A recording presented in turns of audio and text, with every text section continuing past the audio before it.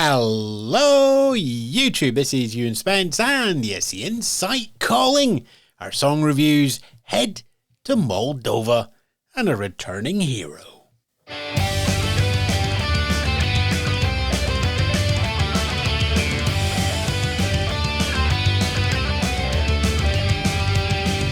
Yes, good afternoon, good morning, good evening. Welcome as we continue our review of the songs of this year's Eurovision Song Contest, all of which are heading to Liverpool for the 2023 edition. I mean, if you're listening to this quite concurrently, it's 2023. Those of you who are picking this up historically far flung in the future, there you go. That's when it is. Right then, Moldova is next up on our list. Soarele Luna is the song, this wonderful mystic incantation by Pasha Parfeni, returning to the song contest after his appearance back in 2012. Laura Kress from the No Points podcast and Rita El-Khoury from Android Authority, we take all flavours here, are here to review the song with me, Ewan Spence, for ESC Insight.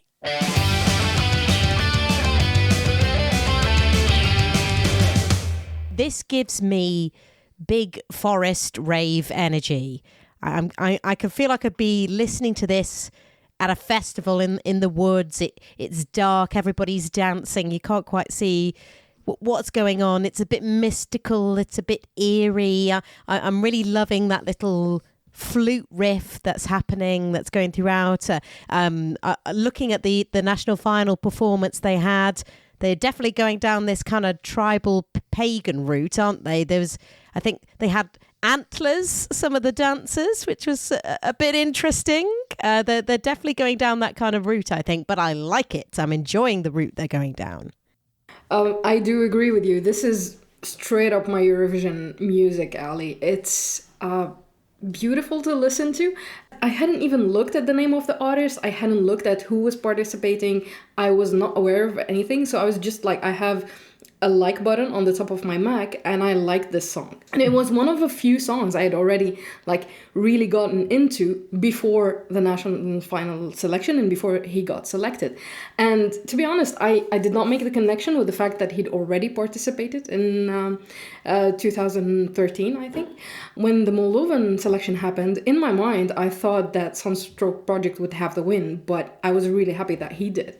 And it's because of that, because this song is so much up my alley, because it's dark and mystical, but also very happy, and it gets stuck in your head, and that Soarele Luna thing that keeps on coming back and coming back. It's repetitive, but it just warms its way into your head the entire time.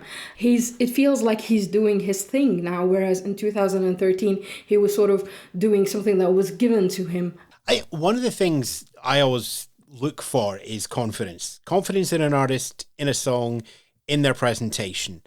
And part of that confidence comes from knowing what to expect. And this, as we've highlighted there, Rita, Pasha's been to the contest before, and he's been more than once. He's sung at the contest. He's been a lyricist for Aliona Moon, who finished third in this national final, Sunstroke second, Pasha first. This is just like, we're going to send something really, really strong. It's going to be one of these three. We don't know which one. So Moldova had a lot of confidence in there as well. But Pasha knows the ground. And that's the first thing, because even though it was 10 years ago and Eurovision's got much, much larger, he can go in having a little bit more confidence, a little bit more, yep, this is where this happens. This is where this happens. I know it's a marathon over the 2 weeks. I know how to pace myself. But now he also has that confidence of a song that, you're right, Rita, does feel more like him. And I think that's important, because much as I love H. Rider Haggard's Disco Indiana Jones that he had with Lautar, which was, it's Moldova, of course it's visual. This, again, we're carrying on that sort of turbo folk sound, putting in a little bit more rave. Yeah, people are going to look back to Goa from Ukraine, I think, but they're also going to look back last year and with Shubshidub. And it's just like, yeah, this screams Moldova. So yes, they've got antlers, they've got wood nymphs, they've got fairies, they've got Pasha's outfit. There's just like, there are some delegations I would not trust with that sort of staging. Moldova's not one of them. They have confidence in staging, and that word just runs through this whole 2023 entry like a Liverpool stick of rock, assuming one of these things exists. I've got to agree with you there, and yes, I think Liverpool does have a stick of rock. I believe somewhere. Obviously, people are going to compare it to Gouache. It's not quite as sped up and frenetic as that, but it does have those kind of tribal essences, the sort of fluty riff, like I mentioned, the sort of synthy bits. But I think you're right. Pasha does have this big confidence. And to me, this is almost a sort of classic contemporary Eurovision song in that it's not just about the song, it's about the performance and the story that tells, which is what sort of separates Eurovision from other song contests. The songs bring a lot of story and a lot of performance, and you could see that already in the national final. So excited to see what they bring to the actual final. I am going to give this a big old hit. I think it's great. I'd love to see how they make it bigger in the staging, but I think for me, already a hit.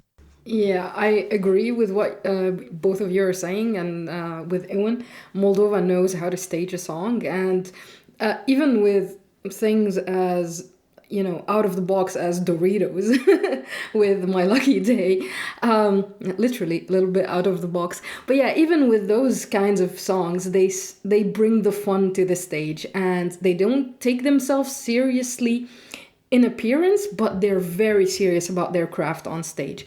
And the song, the lyrics, like there aren't too many lyrics, and it would be repetitive, except that the staging in the Moldovan national final made it not repetitive. It made it interesting, and it made you keep looking at it and keep watching to see what would happen next.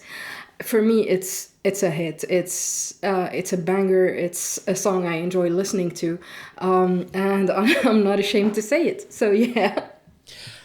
I think my personal taste on this song is it's actually a bit less. The turbo folk really needs to be almost perfect for it to work with me. And it was with Shum, and it's not quite with this. So in my personal taste, this isn't going to get a lot of playback. But it's that word confidence again. Moldova know what they're doing. They're going to have an entry. I think they've got a top 10 entry in this. They're certainly going to have something that's visually memorable. They're going to have somebody that can command the stage and have a presence in the arena. And that is incredibly important. So it shades a hit. It shades a hit because, and that bit that pushes it over the edge is that it's Moldova. If this was from a country that isn't entering this year, so I don't upset anybody. If this is from Luxembourg, for example, I would be a bit more worried. I'd be thinking, oh no, this is a low maybe. But you know what? Sometimes past form does help just a little bit there.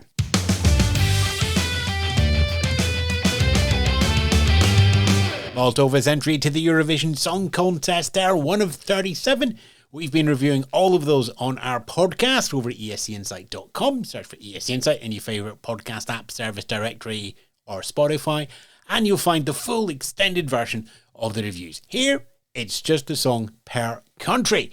Will Pasha Parfeni win through in Liverpool? Or will it be somebody else? It's going to be one of them, and we'll find out who. But until then, we'll keep reviewing the songs. Ta-ra for now. You've been listening to the highlights of Jukebox Jury as we preview the Eurovision Song Contest 2023. Find out more and listen to our podcast, www.escinsight.com.